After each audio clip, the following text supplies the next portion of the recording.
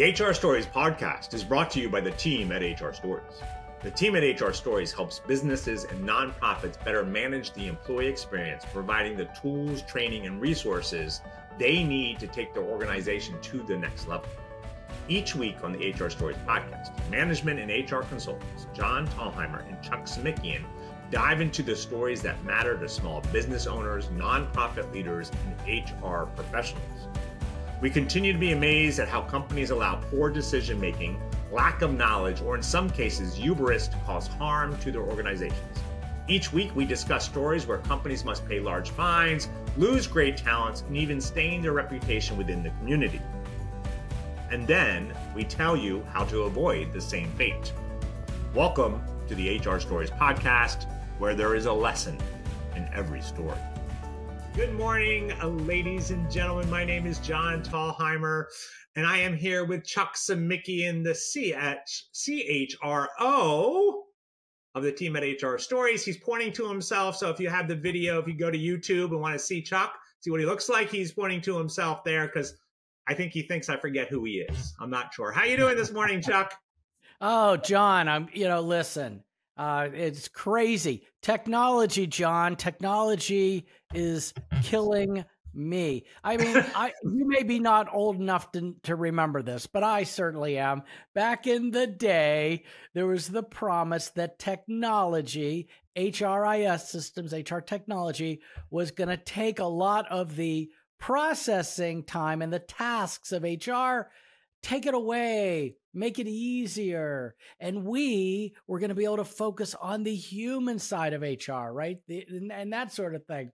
And now what I see happening, now that I'm living it, as one of my clients has hired me as a temporary full-time HR on-site director for a couple of weeks, is all we do, and a lot of managers, all they do is sit at the computer and just boom, boom, boom, boom, boom, boom, boom. And specifically ADP, sorry, ADP, I guess you won't be a sponsor of our show, but they have their recruiting manager and they have all this stuff.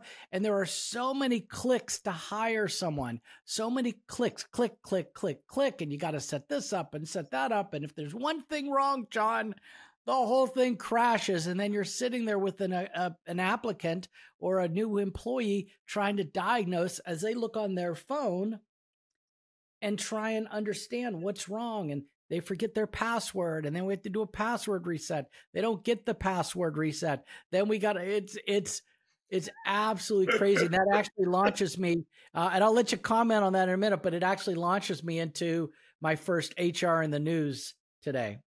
Now, before you get into your story, ADP, if you would like to sponsor us, we would be more than happy to sponsor us. And I know we're going to get requests. We're going to get requests from all the other ones going, well, you should, we'll sponsor you. We should do that. I love that you're feeling that angst that people are doing. Because a lot of times we do paint technology as something that's going to help us make things streamlined, make things better.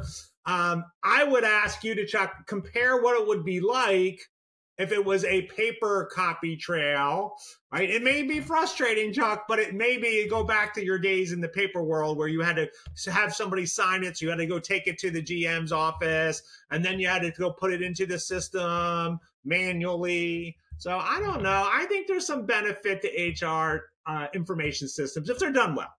There are. And I'm in a giant resort in the Florida Keys. We've got a population of 430 employees. And a majority of them are lower level wage earners, entry level type of things. And a lot of them, folks, nowadays you have to have people show up, they want to apply, and they say, look, you got to go on the website. You got to go on the website. You got to have a phone, John, to apply anymore, to do these resets and stuff. So it's crazy. But here's the deal: there was a survey done that workers and researchers have found that workers who fail to comply with employment laws and even in their own policies are costing millions of dollars per year, costing businesses millions of dollars per year. And the survey said not only do workers not understand workplace policies, but they found they're unaware of said policies.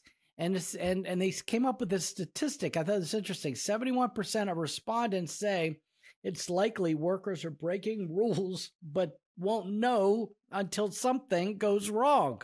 Oh. And I got to tell you, when you're doing the technology, in the old days, we'd give people these papers to sign off, or we give them a handbook, right? Right. Nowadays, it's like, hey, here's the QR code, download the handbook.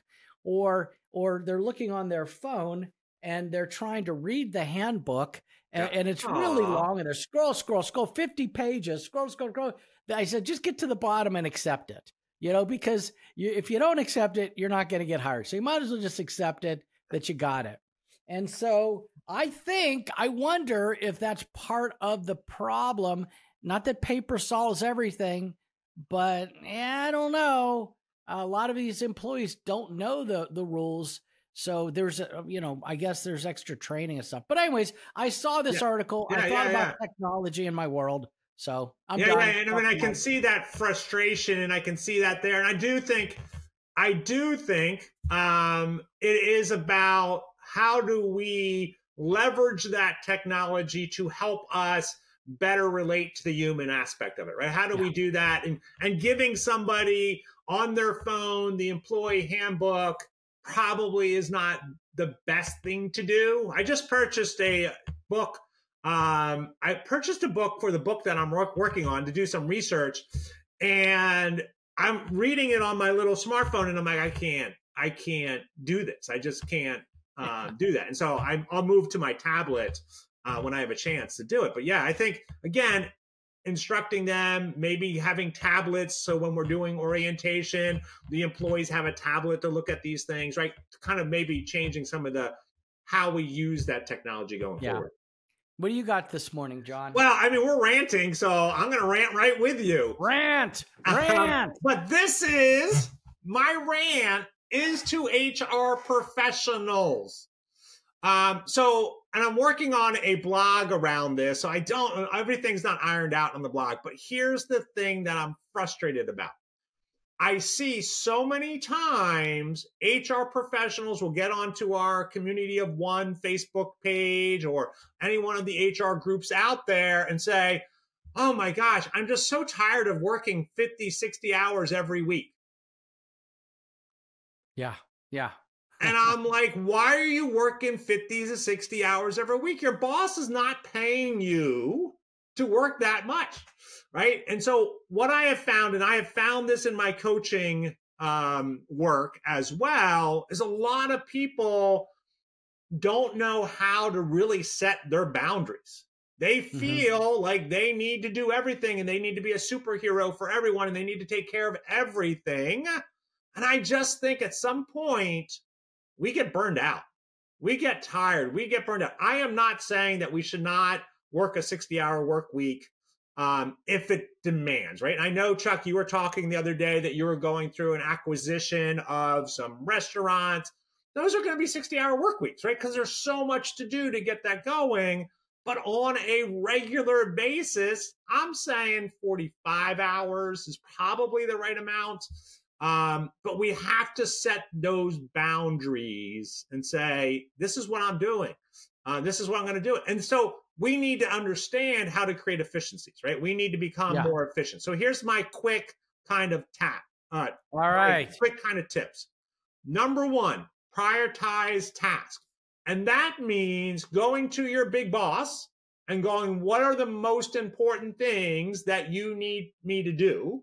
Right? Understanding that, because you need to work for the organization's goals and making sure that you are doing that and prioritizing that, number one. Number two, be realistic about the change that you're going to bring to the organization. Sometimes we're like, oh, we're going to do all these big things, and we try to do too much. And so we have to peel back. And a lot of times as leaders, we try to do too much. Guess who that hurts the most? Our staff, right? Our employees and our staff, and trying to do that. Delegate effectively. I know, Chuck, that you are in this situation that you're looking around going, I don't have anybody to delegate. I'm a department of one. I don't have any person to delegate to. And I do think there are times that we have to learn how to delegate up. We have to learn how to delegate across. And one of the things that I think we should be delegating to is our managers. Yeah. I think HR pulls back at times from delegating to our managers, but the managers are the ones on the front lines. They're the ones dealing with the employees a lot of the times, and giving them more responsibility about those employees can become really important. Learn to say no. It's hard, right? It's really hard to say no.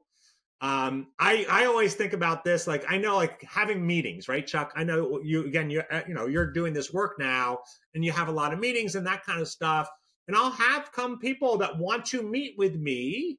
When I was in corporate America, people were like, "Oh, I want to meet. Can I meet with you?" Blah blah blah. I have a busy schedule, and I'd be like, "Look, I'll be in tomorrow morning at 7:00. Feel free to stop by my office before 8."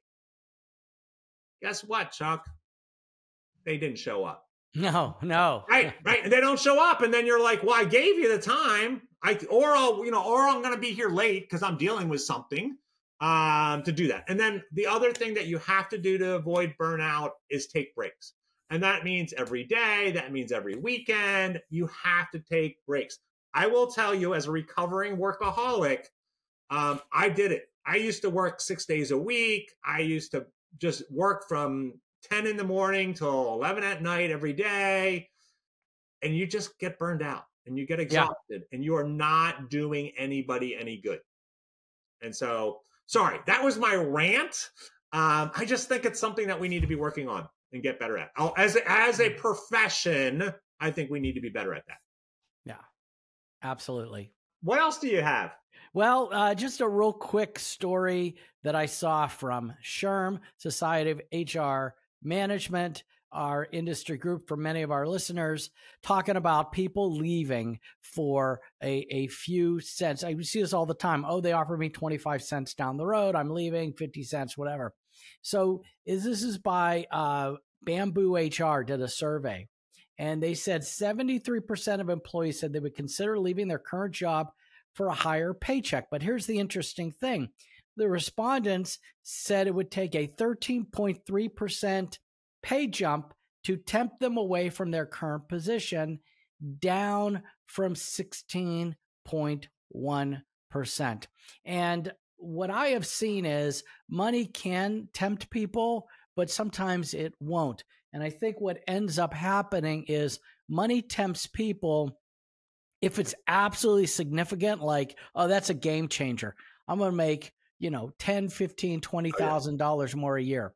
But if it's those small increments, the reason people leave is a lot of times I see, John, is there's the hassle factor. I got to drive an hour to work, and then I have to, trudge through the employee parking lot.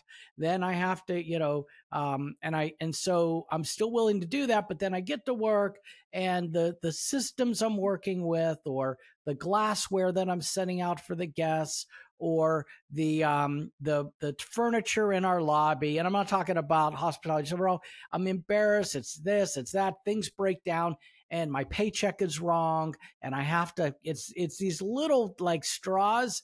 And then finally they see, okay, you know what? There's a little more money down the street, 20 more cents an hour, 50 more cents an hour. I'm going to go do it. That's what I think. What do you think? No, I think you're 100% right. I think, again, a lot of it has to do, if we go back, we know that employee engagement goes directly to the employee's manager, their direct manager, 100% direct manager, right? And so we know that, but I do think it's those frustrations, what you and I call frictions in that employee's life, that it's going to go, gosh, I can go. And again, remember what they're envisioning, right? When they're moving down, they're envisioning a bigger paycheck, and they know they're going to get a bigger paycheck. But in most cases, they're also envisioning a better workplace that may or not be true. One of the places I do a lot of coaching at is an accounting firm, and probably not that high a percent, but maybe like 5 to 10% of their employees leave and bounce back. Because they leave and they go, oh, it's going to be better somewhere else. they go and they're like, oh, it's more money, but this is a terrible place to work. Yeah. Right. And so then they come back. Right. And so I do think that you're right. 100%. It's those frustrations. Now, yeah, of course, money's going to pull people away. But they don't start looking for money. Yeah. Right. They start looking because I'm frustrated. Yes. Yeah. And then, oh, I'm going to be making more money down there. And then they'll do it. Now I'm not saying that all, right? And that all depends on the job and the job type and that kind of stuff. And I do think people will leave for money, especially, as you know, Chuck, in the hospitality industry, because if they're going to be doing the same thing in the same place, around the corner, and I can get $1 more an hour, why wouldn't I move? Yeah, yeah. And that's what they wind up this article by saying. If employees are unhappy at their current job, then it makes sense to them that a pay increase, even a slight one, will entice them to switch. So we're in line with the survey says. And do you have anything else before we launch into our story today? Yeah, I'm excited about this story. The story is one that changes HR. So I love that we're going back to a court case there. Mm-hmm. But speaking of changing HR, the Department of Labor announced this past Tuesday, so probably 2 weeks ago, a final rule revising its interpretation of the Fair Labor Standard Act classification provision to determine whether a worker may be considered an independent contractor or not. So again, this plays out over a year's period, but back, I don't remember what it was, but the Department of Labor created the economic factor test, the 6 economic factor test, right, which we were all using to decide if somebody was an independent contractor or not. Under the Trump administration, they refocused that, and they really only focused on 2 things. And then when the Biden administration came in, they said, well, we want to go back to the 6. And their logic for that was because that's what the courts have been using over the last, right? There's many court cases about it. So they are now proposing to go back to, the best way to look at it is to go back to that 6 economic factors, right? They want to talk about workers' opportunity for profit and loss, treatments made by the worker and the investments made by the worker or the employment. How much, is it all my tools or is it the company's tools? Degree of permanence of the work relationship, nature and degree of control over the performance of the work, extent to which the work performed is an integral part of the employer's business, and then the use of the worker's skill and initiative, right? And so I do think we teach this in the class. In fact, I taught this yesterday in my payroll law class. I use all 3 tests, right? And we recommend this in our book, The Ultimate Book of HR Checklist. The IRS 20-factor test, the ABC test, especially if your state has an ABC test. And finally, the 6 economic reality test. Now, here's the thing, right? It's supposed to relaunch, I think, in March, right? So we're going to relaunch this in March. There's already a court case against it. Yeah. And so we're going to fight it. We're going to go back and forth on it for a while.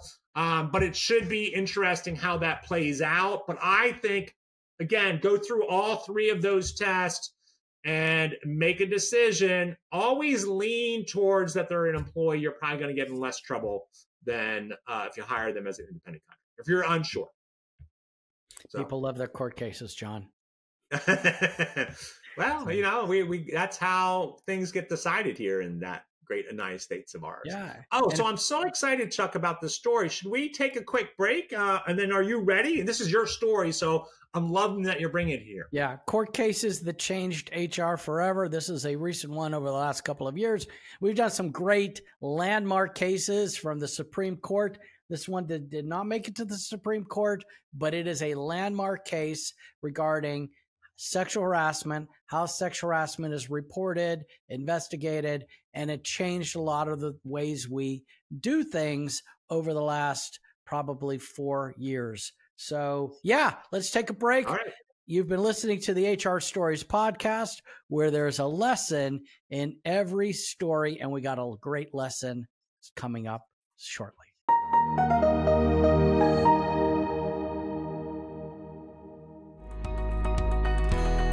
Hello, listeners. I have some questions for you. Do you find yourself struggling with HR and employment issues? Are you afraid you could make the wrong employment decision that will cost your company thousands or even millions of dollars?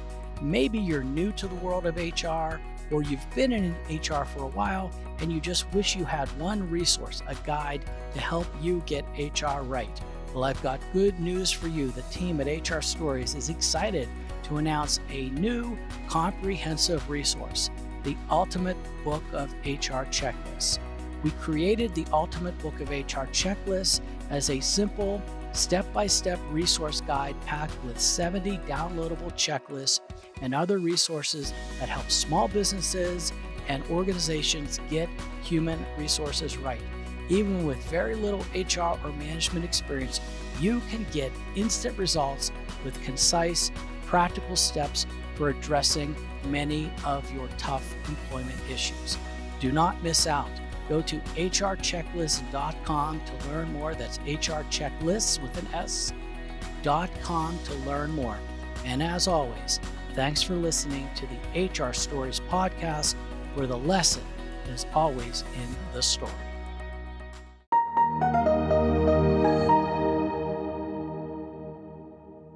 Welcome back to the HR Stories podcast, where there's a lesson in every story. I'm your host, Chuck, and with me is, as always, is my co-host, John. And so today we've got a compelling and I think significant story to tell. It's the story of Sheri Minarsky and her battle against workplace harassment in the court case Minarsky versus Susquehanna County. Up there in near Scranton, Pennsylvania. Yeah. So Chuck, what makes this sexual harassment case so interesting? We've covered many sexual harassment cases here. What makes this one so interesting? Yeah, so this one really caught my eye because this is out of the Third Circuit Court, and it was a ruling from 2018. And it's a story that basically challenges our understanding of workplace dynamics and legal responsibilities. In addition, as we'll see at the end, we'll see that the courts have started to somewhat mature and understand the dynamics of sexual harassment in the workplace too. So and you'll see that when we do our wrap up. But we're going to dive into the life of Sheri. Sheri Minarsky was a part-time secretary in the Susquehanna County Department of Veteran Affairs. And there are some unsettling experiences that she endured at the hands of her supervisor. And yes, we're naming names here on the HR Stories podcast, Thomas Yudlowsky. All right, yeah. And you know what we share in our seminars, in our workshops, it's not just about the harassment itself, but it's also about the complexities of reporting these incidents to HR, to our superiors, and kind of really dealing with that. Yeah, exactly. And what makes this case stand out is the struggle that Sheri faced in deciding whether to report the harassment. It's a situation that many people find, and I see it in reality. I see it from our listeners. And so it's relatable, and it's fraught with personal risk and fear. And it's not just about one individual's experience. This court case actually is a reflection of systemic issues overall in handling workplace harassment. Yeah, and I think that's fantastic that you brought it up. I just think it's really important to note to our listeners that this isn't just a story, right? This is real life scenario that had real consequences for everyone involved, right? Yeah, and even our last podcast about the person that passed away on the job due to OSHA violations, and we're telling these stories. These are real people, and so that's an excellent reminder. So thank you. So throughout this episode, we're going to explore not just the events that transpired, but also the legal battle that ensued, leading to this groundbreaking court decision, and how this decision had implications on how employers, and many of our listeners that are employers, and employees, all of our listeners are employees in one way or another, how they handle harassment in the workplace. Yeah, I'm really looking forward to the Chuck. I love this topic. I love that we're going in depth and really looking at what it means when you're harassed and how you have to step forward, right? Yeah. And so let's dive into this. Yeah. So here on the HR Stories podcast, folks, we dig deep. We pull everything we can about every case that we do. We find things that you're not going to see in just a general search. And here we're going to start at the beginning, in the quiet offices of Susquehanna County. And we're going to paint this picture of the setting. So the key characters of our stories. In 2009, Sheri Minarsky, she starts her new job as a part-time secretary in the Department of Veteran Affairs at Susquehanna County. And Sheri and her supervisor, Thomas Yadlowski, worked in a relatively isolated setup away from other employees. This isolation is an important factor in our story, and it created a scenario where inappropriate behavior could largely occur, pretty much unnoticed. Yeah, and Chuck, and I think it's important, right? I think as HR professionals, we need to be aware of potential situations like workers being isolated that could lead to that opportunity of harassment. I think it's such an important thing to kind of look at that and go, hey, I'm looking at all my workers and my employees and where are they and how are they relating? Are there people that maybe I'm not reaching out to or connecting with because they're isolated? So what else do we need to know about this story? Yeah, well, Sheri was not just working for a paycheck. She had a pressing personal reason. Her young daughter was battling cancer. The medical bills were piling up. The job was her lifeline. There were great benefits associated with her role and the organization she was associated with.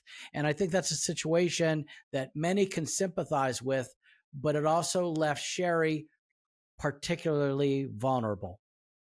Yeah, what a heavy burden to have your daughter, right? Have that pull of wanting to help your daughter and do whatever you can, and then have a job that's probably not the best job, right? And so I think it's a heavy burden for sure. A job isn't just a job when it's tied to something so critical in our lives. Yeah, and that's where the complexity of this case starts to build. So Sheri needed the job, not just for her daughter's, not just for her, right, but for her daughter's health. So this need, as we'll see, plays a significant role in how she responded to the challenges she faced at work. Yeah, and so again, we have an isolated work environment. We have a vulnerable employee. So I'm starting to see how these contributed to what happened next. Right, John. So it's these layers that make the Minarsky case so compelling and so important. So as we move forward, keep those factors in mind that you just mentioned. They're key to understanding the decisions Sheri made. Now, let's enter a darker chapter of this tale. And it's here that Sheri Minarsky's work life begins to take kind of a distressing turn. The harassment by her supervisor, Thomas Yadlowski, starts to escalate. So when you say harassment, what are you saying in this particular case? Give us more details. I think our listeners want to know. Sure. So not too much. No. And a lot of times in these situations, it starts subtly. And in this case, it was just that. Unwanted comments, inappropriate gestures, but it didn't stop there. It escalated to unwanted physical contact, advances, even kisses. And remember, Sheri is in an isolated office with Yadlowski, and there's no prying eyes and no one to intervene. Right. This can be very intimidating. You're alone. You're with your boss facing this kind of behavior. And what can Sheri do? Yeah. Well, here's the deal. It wasn't just physical either. Digging deep into the court documents, we found emails here on the HR Stories podcast that Yadlowski would send Sheri emails of sexually explicit nature from his work account. Okay. Not only is he, I don't know, sending from the work account. Okay. But he'd call her at home on her days off under the guise of work.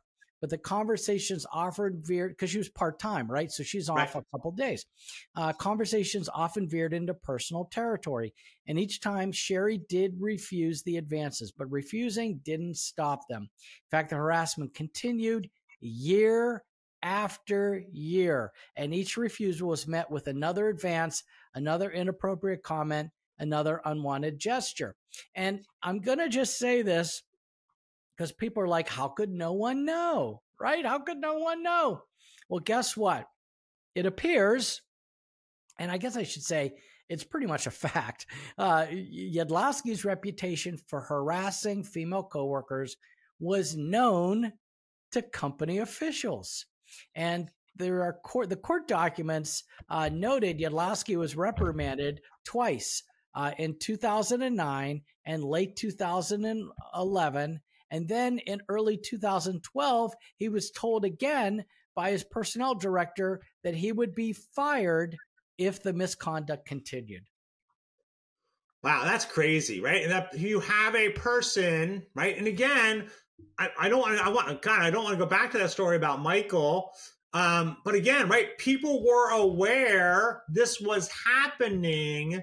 Why weren't other efforts taken care of, right? Yeah. Why weren't other things happening in there? And then we have Sheri, right, through this whole time, right? And you mentioned this was going on for years. Through this whole time, she's dealing with her daughter's illness. Like, that's her focus. That's what she needs to be spending her energy on.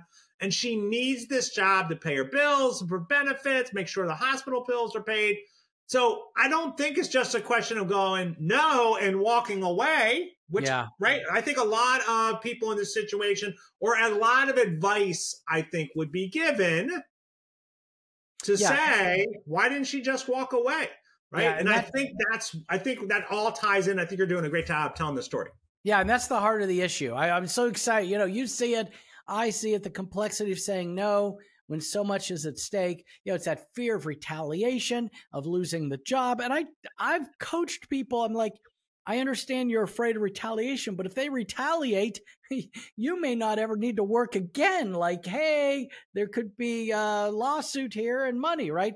I mean, I tell people this, not at work, right? But, you know, right. I mean, overall, losing her job, her daughter's medical coverage, it's a situation that people may find themselves in. They feel trapped and voiceless. And it really does bring the light of reporting that harassment, right? And so we think, you know, it's just so easy to go and report it and do it. I will kind of share one of my stories. Is I had not like this situation, but I had a situation where I was being harassed by a high-level person in our organization. And I just remember sitting in my chair at home going, I need to tell somebody, but who do I tell? And what's going to happen? What are the ramifications and blah, blah, right? And so it's not always as straightforward as it seems, for sure. Yeah. And that's what lays the groundwork for the legal battle that's to come. And, you know, it turned out it wasn't a battle just for Sheri, but for the rights of employees everywhere who find themselves in similar situations. And as we delve deeper into Sheri Minarsky's ordeal, you know, we do reach a pivotal aspect of her story, her internal struggle, and the delay in reporting the harassment she endured. For years, she endured the behavior in silence. The reasons are complex and obviously deeply human here, but, you know, first there's her daughter's illness. And secondly, she needed the job for her daughter's medical care.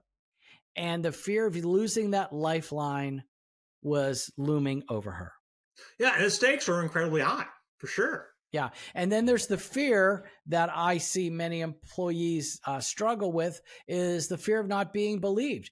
Because she was aware of the previous complaints against Yadlowski that had led to no serious action. And this knowledge can be paralyzing to people. It can create a sense of hopelessness, a belief that speaking up won't change anything. Yeah, it's a vicious cycle, right? Because if you're afraid to report it, that others haven't been helped, right? You're afraid to report it because others haven't been helped, then your own silence just adds to that cycle, right? And so you know what happens and I'm just going to jump in here for a second. What happens is if the employee, right, comes forward and says, hey, blah, blah, blah, this happened, and there's no discipline or no understanding that there's discipline, right? Maybe there was discipline behind the door, but they don't see it. That gets spread out through your organization as part of the organizational culture. And then people are then not willing to step forward because, well, nothing's going to happen. And this is when we lose a lot of great employees in there. Yeah. And let's not forget the power dynamics. Once again, they're working isolated area. He's her boss. He's her world, in charge of her job security. That imbalance of power, real or imagined, can make speaking out seem insurmountable. Yeah, so it's just not about the harassment itself, right? I think it's about the environment that allowed it to continue to unchallenged. I know a lot of people have faced this situation. Today, we are more likely to leave, but that's not always an option. Yeah, and you've hit the nail on the head. It's about the environment where an employee feels powerless to stop the abuse. And Sheri's story isn't just about the acts of harassment, but it's that systemic issues that silence victims, and the silence, and this is important, I want to emphasize that, as we'll see, plays a significant role in the legal arguments of the case.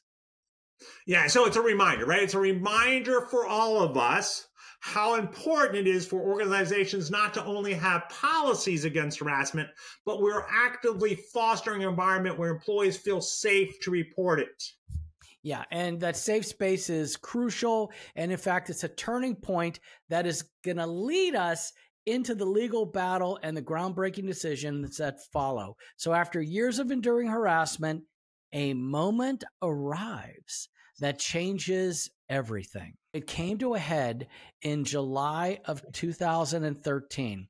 Sheri, after years of silence, reached her breaking point. In fact, the emotional toll became so great that she told her doctor about the harassment in 2013.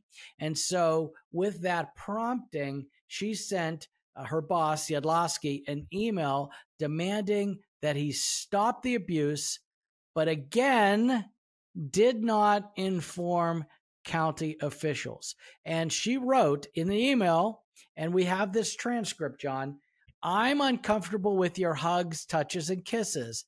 This is not appropriate at work, and I'd rather resolve this ourselves.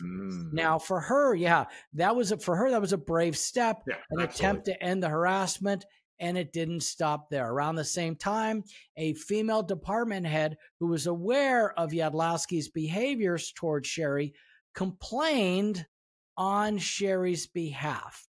And this was the moment when the situation finally came to light. The county couldn't ignore it any longer.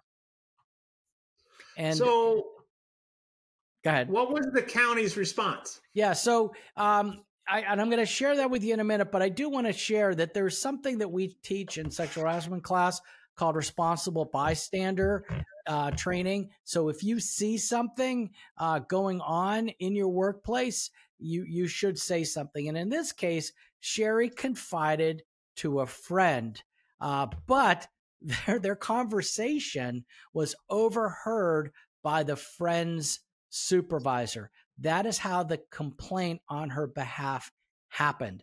And so in this case, it's a reminder that supervisors, you are managers and supervisors. If you overhear it and it's not even in your department, you've got to do something. And in this case, that manager did.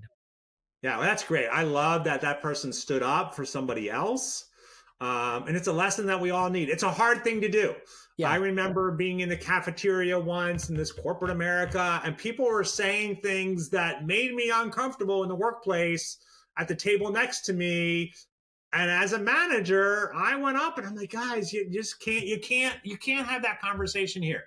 Yeah. I don't want to put a downer on your party. I don't want to ruin your lunch, but you can't have this conversation. They weren't even in my department. I don't even remember like they were even adjacent to my department. They were just in the break room. Yeah. And so we as managers and, HR professionals, of course, need to do that. So what was the county's response? Yeah. So within a week of these revelations, the county terminated Yadlowski. But the action, while necessary, obviously, was only the beginning. The years of all of this harassment had taken a toll. It had been unaddressed, right? It had taken a toll on Sheri and had broader implications for the county, because her delayed reporting wasn't just the personal struggle. It was a symptomatic of a larger issue within the organization.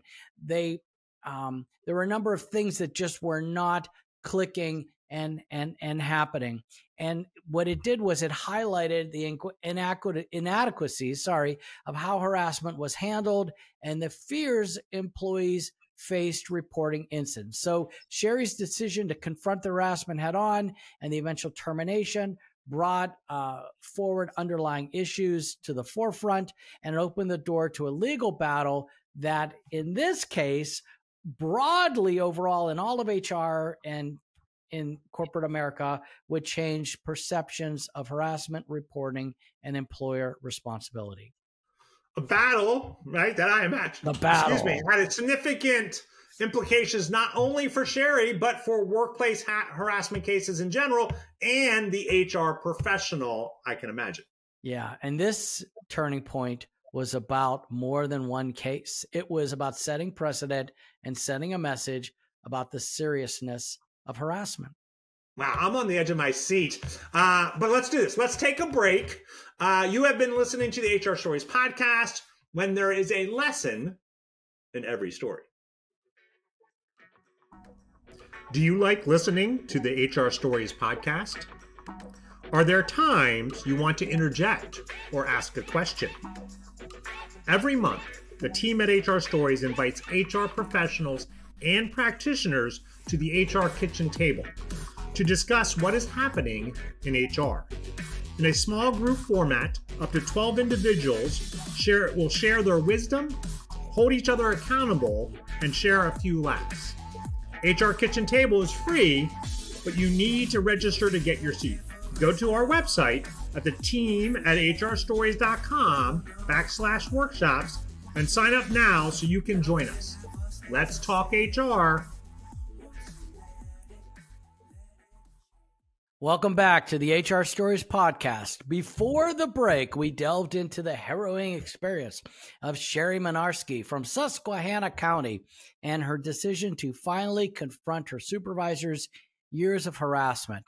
Now we turn to the legal battle that ensued, a fight not just for justice, but for Sheri, and a significant shift on how workplace harassment is addressed legally. So, John, after Sheri came forward and Yadlowski was terminated, the real battle began. So she actually files a lawsuit against both Yadlowski and Susquehanna County. She alleged gender discrimination, sexual harassment leading to a hostile work environment, and even quid pro quo harassment. Yeah, so I want to point out, right? So not only did she go after the county, right? The county, the agency, but she also went after her old supervisor, right? Who was no longer working at that time. They had already been fired. So how did the county defend itself? Yeah, I think that's really interesting. The supervisor was on the lawsuit, and he was former supervisor, so he wasn't protected by the company. He had to get his own lawyer, spend his own money.